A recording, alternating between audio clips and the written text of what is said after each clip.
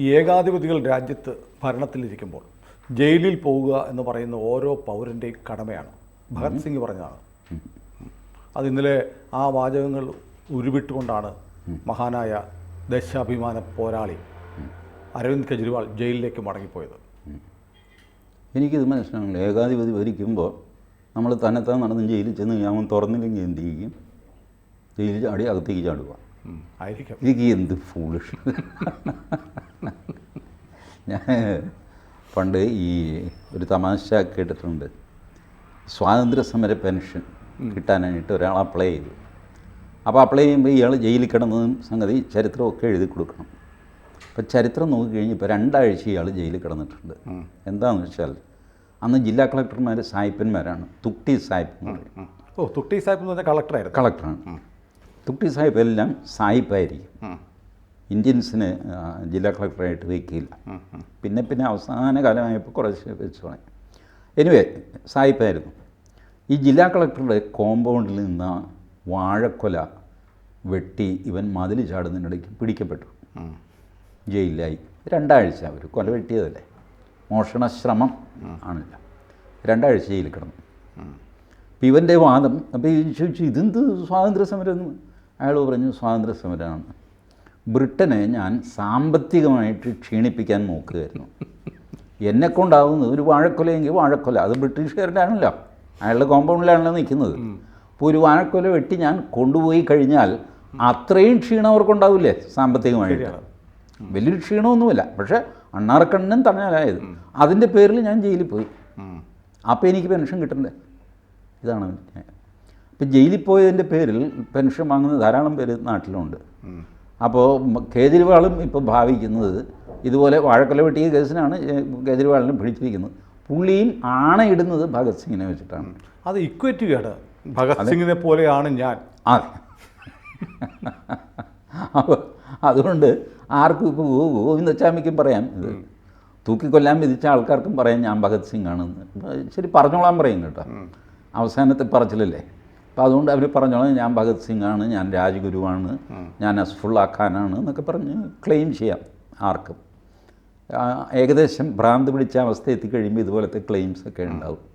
This fool is going behind bars for 100 crores corruption on liquor. Liquor തന്നെ ഒരു മനുഷ്യനെ കറപ്റ്റാക്കുന്ന സാധനമാണ്. അതിനകത്ത് കാശുണ്ടാക്കുക. ഈ പാഷാണത്തിൽ കൃമി എന്ന് പറയുമല്ലോ, പാഷാണം തന്നെ മനുഷ്യനെ കൊല്ലാൻ പോലെ അതിനകത്ത് കൃമി കയറുക എന്ന് പറയുന്ന പരിപാടിയാണ് ഈ ലിക്കർ സ്കാം. അത് നടത്തിയിട്ട് ജയിലിൽ പോകാൻ നേരത്ത് ഞാൻ ഭഗത് സിംഗ് ആണെന്ന് പറഞ്ഞാൽ എന്ത് പറയാനാണ്? മാനസിക നില തെറ്റിയവരും ഇങ്ങനെ പറയും. ഈ ഇൻ്റർവ്യൂ ബെയിൽ കൊടുക്കുമ്പോൾ ഈ കേസുമായി ബന്ധപ്പെട്ട കാര്യങ്ങൾ സംസാരിക്കരുതെന്ന് കോടതി നിർദ്ദേശം ഉണ്ടായിരുന്നു. പക്ഷേ ഇന്നലെ മടങ്ങിപ്പോകും മുമ്പ് കെജ്രിവാൾ നടത്തിയ പ്രസംഗത്തിൽ ഈ കേസിന് ആധാരമായ കാര്യങ്ങൾ പറഞ്ഞു. എന്നിട്ട് ചോദിച്ചു 100 കോടി ഞാൻ എടുത്തു എന്നാണ് പറയുന്നത്. എവിടെ 100 കോടി? 1 രൂപ കണ്ടുപിടിക്കാൻ കഴിഞ്ഞില്ല. അതേ സേഫാണത്. കാരണം ബെയിൽ കണ്ടീഷനിലാണ് ഈ കേസിനെ പറ്റി പറയരുതെന്നല്ലേ പറയുന്നത്. ഈ കേസിൽ തൻ്റെ ഇൻവോൾവ്മെൻറ്റിനെ പറ്റി പറയാൻ പാടില്ല എന്നാണ് അത് കോടതി എടുത്ത് പറഞ്ഞിട്ടുണ്ട്. അയാളുടെ ഇൻവോൾവ്മെൻറ്റ്, പക്ഷേ അയാളുടെ ഇൻവോൾവ്മെൻറ്റിനെ പറ്റി തന്നെയാണ് കേജ്രിവാൾ സംസാരിച്ചത്. സംസാരിച്ചിട്ട് നേരെ ജയിലിൽ പോയി. ബെയിൽ കണ്ടീഷൻ ലംഘിച്ചാൽ എന്താ ചെയ്യുന്നത്? ജയിലിൽ പോകണം. ബെയിൽ റദ്ദാക്കിയിട്ട് ജയിലിൽ പോകും. ജയിലിൽ പോകാൻ നേരത്ത് ഇതും കൂടെ അങ്ങ് പറഞ്ഞു ചെയ്തിട്ടങ്ങ് പോയി. ഇനിയിപ്പോൾ എന്ത് ചെയ്യാനാ? ഒന്നും ചെയ്യാനില്ല. പണ്ട് ഡോക്ടർ ബാബു വിജയനാഥിൻ്റെ പേരിൽ പരന്ന ഒരു കഥയാണ്. ഡോക്ടർ ബാബു വിജയനാഥ് എന്ന് പറഞ്ഞാൽ ടി കെ മാധവൻ്റെ മകൻ. അദ്ദേഹം ഒരു പ്രതിഭാശാലിയായിരുന്നു. പറഞ്ഞു കേട്ട കഥയാണ്. വലിയ ദോഷമില്ലാത്തതുകൊണ്ട് ഞാൻ പറയണം കേട്ടോ, ഒരു അപവാദം പറയുകയല്ല. പുള്ളി കോളേജിൽ സിഗരറ്റ് വലിച്ചു. പ്രിൻസിപ്പൽ പിടിച്ചു.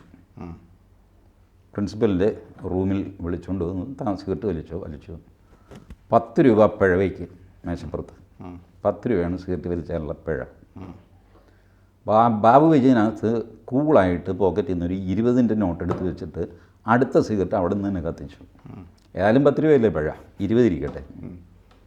ഇതുപോലെ ഏതായാലും സുപ്രീം കോടതി വിലക്ക് ലംഘിച്ചാൽ എന്താ വരാൻ പോകുന്നത്? ജയിലിൽ പോകണം. അതല്ലെങ്കിൽ തന്നെ പോയിക്കൊണ്ടിരിക്കുകയല്ലേ. അപ്പോൾ ഈ വിലക്കും കൂടി ലംഘിച്ചിട്ട് പോവാം. ഇതുപോലത്തെ കൂളത്തരം ചെയ്യുന്ന ഒരു കോളേജ് പയ്യനാണ് ഇപ്പോഴും. ബാബു വിജയനാഥ് അതിന് ശേഷം വലിയ ഫിഗറായിട്ട് മാറി കേട്ടോ. അന്ന് കോളേജിൽ പുള്ളി കാണിച്ചു എന്ന് പറയുന്ന ഒരു നിർദോഷമായൊരു കുസൃതിയാണത്. പ്രിൻസിപ്പൽ അപ്പം തന്നെ പറഞ്ഞു കളടോ എന്നൊക്കെ പറഞ്ഞിട്ട് സംഗതി അങ്ങ് തീർന്നു. But he was appreciated by hero ആയി വിജയനാഥ്. ബട്ട് പ്രതിഭാശാലിയായിരുന്നു. അത് കഴിഞ്ഞിട്ട് അദ്ദേഹം വലിയ ആളായിട്ട് മാറി. ടി കെ മാധവൻ്റെ മകനല്ലേ. അതേ പ്രതിഭ ബാബു വിജയനാഥിനും ഉണ്ടായിരുന്നു. ഇവൻ ഇപ്പോഴും ഈ കോളേജ് പ്രിൻസിപ്പലിന് മുമ്പിൽ സിഗരറ്റ് വലിക്കുന്ന മനസ്ഥിതിയിൽ നിൽക്കുകയാണ് കേജ്രിവാൾ. ഇതാണ് ഇയാളുടെ തകരാറ് മൊത്തം. ഈ വലിയ വലിയ വർത്തമാനം പറയുക, എന്നിട്ട് അതിന് വിരുദ്ധമായ കാര്യങ്ങൾ ചെയ്യുക.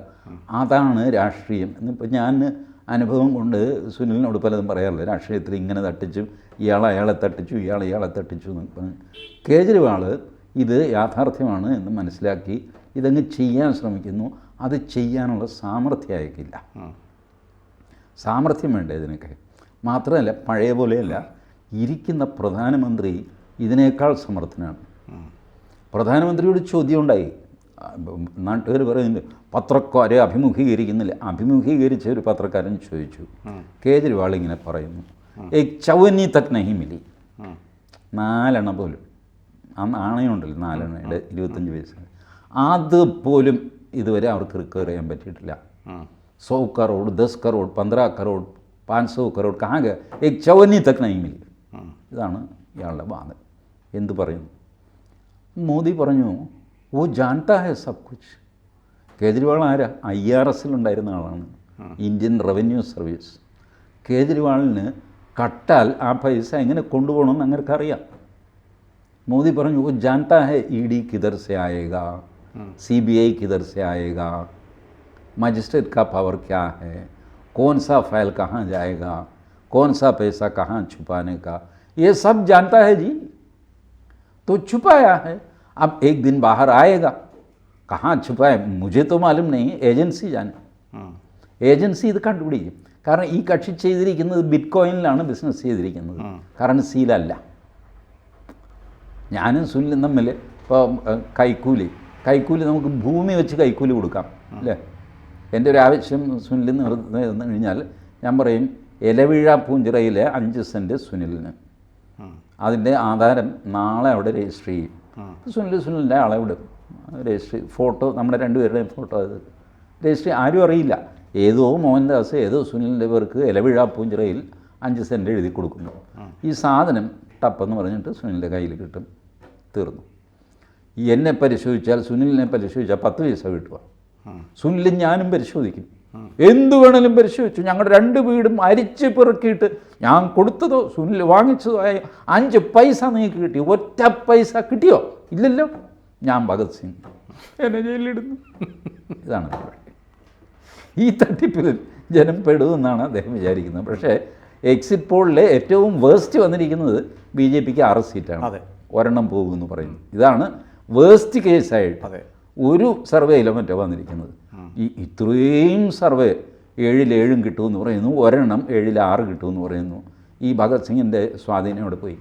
അല്ല, നമ്മുടെ മീഡിയയ്ക്ക് പറ്റിയൊരു ഭഗത് സിംഗ് എന്ന് കെജ്രിവാൾ ഇറങ്ങി വന്നപ്പോൾ നമ്മുടെ ഇലക്ഷൻ്റെ ഒരു മൊത്തത്തിൽ ചിത്രം മാറുകയാണ്. ഒരു വലിയ ധീരോദാത്ത നായകൻ വരുന്നു എന്ന് പറഞ്ഞൊക്കെ കൊണ്ടുനടന്നവർ ഒന്നുമല്ലാതായി. എന്നിട്ട് ആ പെണ്ണുമ്പിള്ളയുടെ അടിനാമിക്ക് തൊഴിച്ചപ്പോൾ ഇവരൊക്കെ എവിടെ പോയിരുന്നു?